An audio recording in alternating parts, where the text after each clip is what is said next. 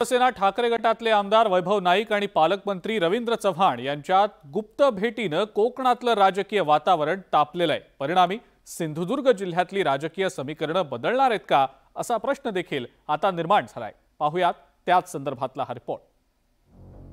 नाईक आणि चव्हाण यांच्या भेटीमुळे चर्चांना प्रचंड उधाण आलेलं आहे। लोकसभा निवडणुका जवळ आल्यानं पक्षांतराला सुरुवात झाली आहे। माजी मुख्यमंत्री अशोक चव्हाण यांनी काँग्रेस सोडून भाजपचं कमळ हाती घेतलंय आणि या पंक्तीमध्ये आता वैभव नाईकही बसणार अशी चर्चा सुरू झालेली आहे। वैभव नाईक आणि रवींद्र चव्हाण यांच्या भेटीमुळे या चर्चेला तोंड फुटलंय। वैभव नाईक आणि त्यांचं कुटुंब मूळचं काँग्रेसी विचारांचं आहे, याकडे निलेश राणेंनी लक्ष वेधलं।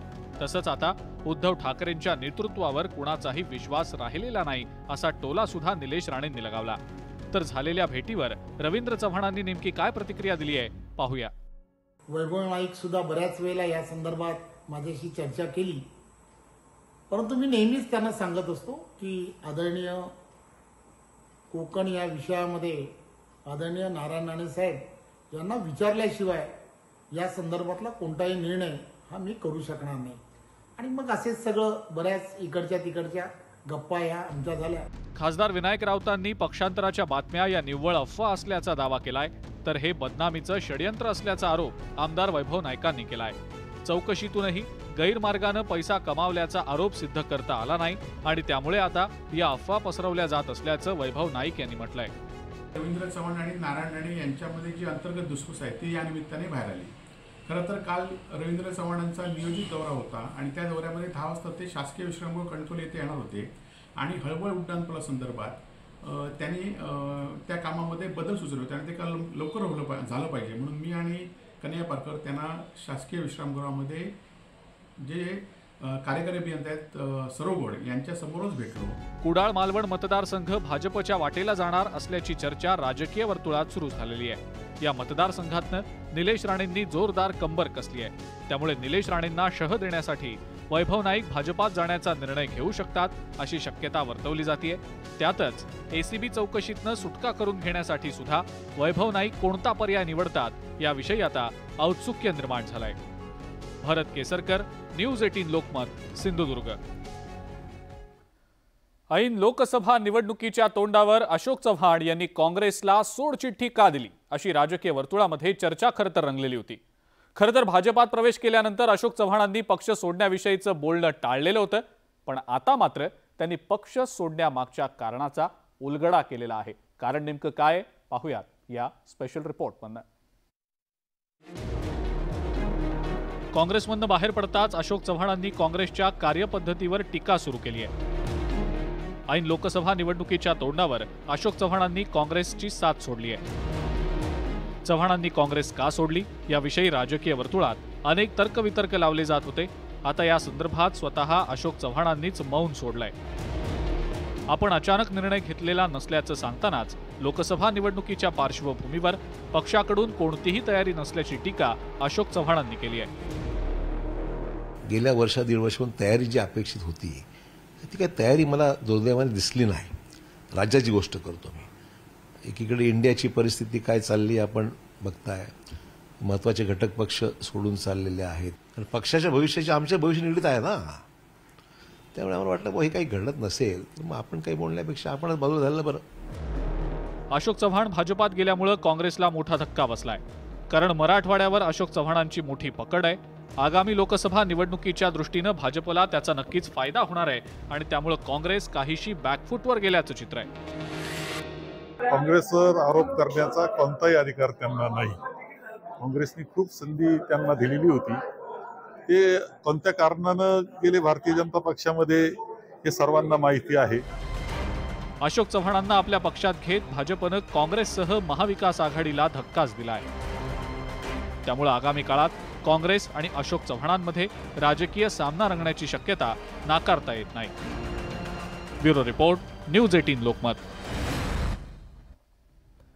मनोज जरांगे आंदोलनाच्या भूमिकेवर ठाम आहेत। सगळे सोयरे अधिसूचनेवर तत्काळ अंमलबजावणी करण्याची मागणी देखील त्यांनी केलेली आहे, तर मुख्यमंत्र्यांनी जरांगेंच्या आंदोलनावर नाराजी व्यक्त केलेली आहे।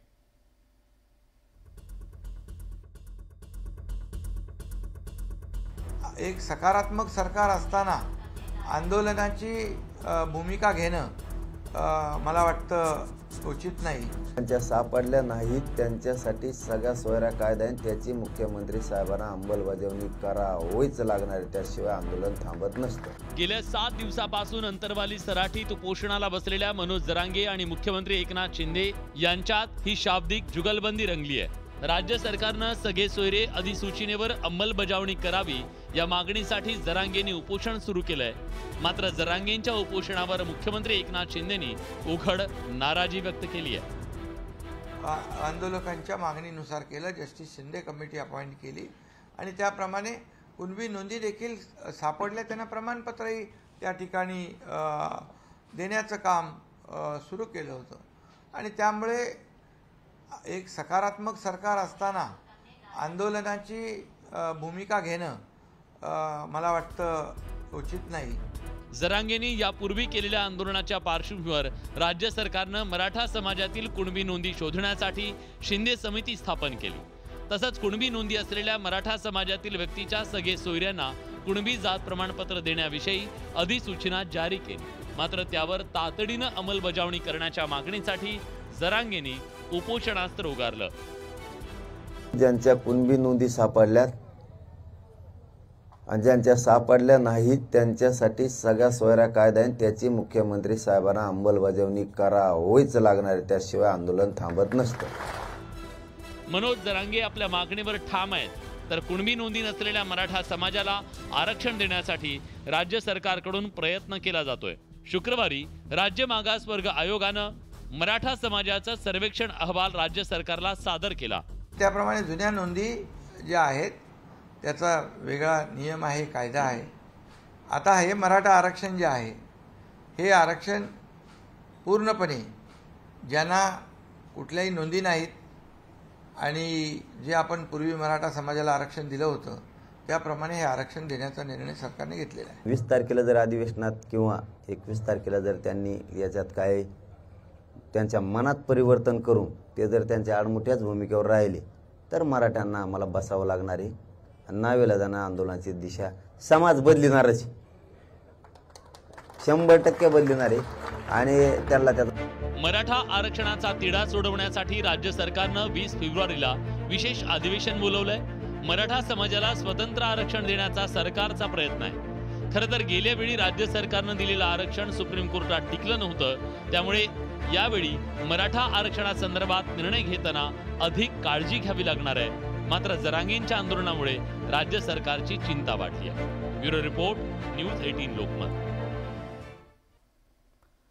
मनोज जरांगे पाटील यांनी केंद्रीय मंत्री नारायण राणे आणि अन्न आणि नागरी पुरवठा मंत्री छगन भुजबळ यांच्यावर जोरदार हल्लाबोल चढवलाय.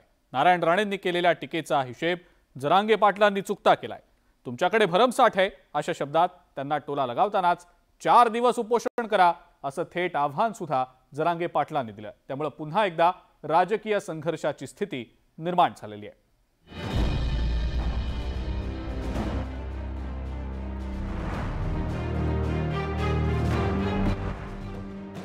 मनोज जरांगेंनी अंतरवाली सराटीमधनं नारायण राणेंवर जोरदार तोफ डागलेली आहे. नारायण राणेंनी एक्सवरनं पोस्ट करत जरांगे पाटलांवर तिखट टीका केली होती. आपली अवकात ओळखावी आणि अंथरुणावर पडून राहून नाटकं करावीत अशी जहाल टीका नारायण राणेंनी केल्यामुळे जरांगे पाटील चांगलेच संतापले. सामान्य आणि गरीब मराठ्यांना आरक्षणाची गरज आहे याकडे जरांगेंनी लक्ष वेधलं. पंतप्रधान नरेंद्र मोदींना ओबीसींचा स्वाभिमान असताना आम्हाला मराठा असल्याचा स्वाभिमान का असू नये असा सवालही त्यांनी उपस्थित केला. मराठा आरक्षणाच्या मुद्द्यावर राज्यभर मराठा आंदोलक आक्रमक झालेले असताना तुम्ही मध्ये बोलायचा ठेका घेतलाय का असा सवालही जरांगेंनी नारायण राणेंना विचारला. काहीतरी सांगायचं, पिढ्याना पार लेकरांचे हाल झाले, आणखीन डोळ्यात एकटा हाल बघायचे ते असले ऐकून. तुम्हाला भरमसाठ आहे रे, तुम्हाला काय तुमचं पेटून दिलं तर 1.5 वर्ष जळत. आमच्या गोरगरिबांचे कष्टकऱ्यांच्या लोकांचे लय हाल आहेत. जरांगे एवढ्यावरच थांबले नाहीत तर अन्यथा इथून पुढे धून काढेन, कुणालाही सोडणार नाही असा इशाराही दिला. मी माझ्या मर्यादा सांभाळतोय, मी कधी तुम्हाला काही बोललो नाही याची आठवण त्यांनी नारायण राणेंना करून दिली आहे. मराठ्यांच्या विरोधात तुम्ही झालंच नाही पाहिजे. एवढा मोठा उंचीचा नेता आहे, महाराष्ट्रातला सगळ्यात मोठा मराठ्यांचा उंचीचा नेता आहे आणि तुम्हाला नाही बोलून जाताय. तुम्हाला बोललो तर ठीक आहे आणि आथरुणात पडून नाटक उपोषण 4 दिवस करून बघा, कुंकुण कुंकुण हवा निघन ना, मग कळत. हा. नारायण राणेंचा समाचार घेतल्यानंतर जरांगेंनी छगन भुजबळांवर तोफ डागलेली आहे. छगन भुजबळांनी आतापर्यंत केलेल्या पक्षांतराच्या वरनं जरांगेंनी तीक्ष्ण असा राजकीय बाण चालवला. त्याला कामच काय, एखाद्याला एखादी गोष्ट मिळाली की त्याला कामच ते खोटं कसं केलं, काय केलं. अरे 4.5 लाख कर्मचारी कशाला म्हणतात, 4.5 लाख कर्मचारी कशाला म्हणतात. नारायण राणेंचा वयामुळे आदर करतो, त्यामुळे त्यांचा अपमान करायचा नाही असं जरांगेंनी स्पष्ट केलं. तसंच निलेश राणेंनी नारायण राणेंना थांबवावं अशी समन्वयाची भूमिका जरांगेंनी घेतलेली आहे. आता जरांगेंच्या आवाहनाला कसा प्रतिसाद दिला जातो याकडे राज्याचं लक्ष लागलंय. Bureau report, news 18 Lokmat. राज्य मागासवर्ग आयोगाच्या अहवालावर छगन भुजबळांसह विरोधकांनी सुद्धा प्रश्नचिन्ह उपस्थित केलेला आहे. या वेगानं सर्वेक्षण झाल्यास राज्याची जात गणनाच होऊन जाईल असा टोला भुजबळांनी लगावलाय. तर सगळे सोयऱ्याच्या कायद्याची अंमलबजावणी होईपर्यंत आंदोलन सुरूच राहील असं मनोज जरांगे पाटलांनी स्पष्ट केलंय.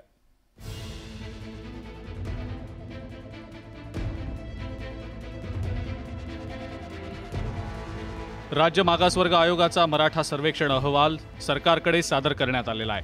तर दुसरीकडे अन्न आणि नागरी पुरवठा मंत्री छगन भुजबळ यांनी 15 दिवसात 1,58,00,000 कुटुंबांचं सर्वेक्षण हा विक्रम असल्याचं वक्तव्य करत सर्वेक्षणाच्या प्रक्रियेवरच त्यांनी शंका उपस्थित केलेली आहे. 15 दिवसामध्ये 1,58,00,000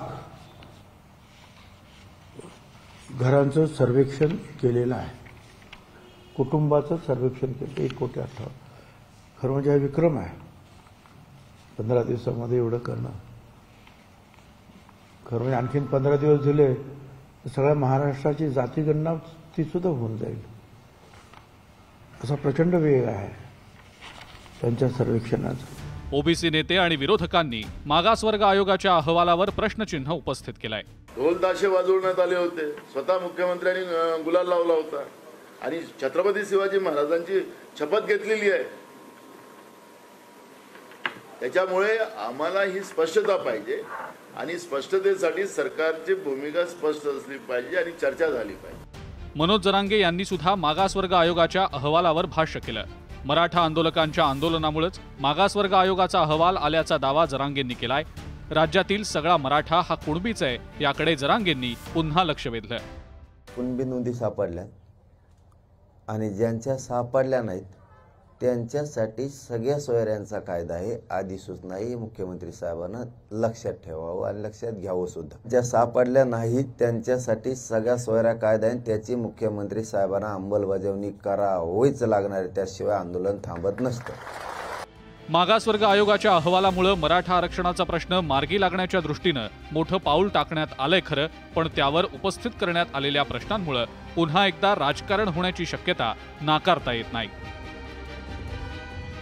ब्युरो रिपोर्ट, न्यूज 18 लोकमत. आणि या सगळ्या महत्त्वाच्या बातम्यांसोबतच न्यूज 18 लोकमत विशेष मध्ये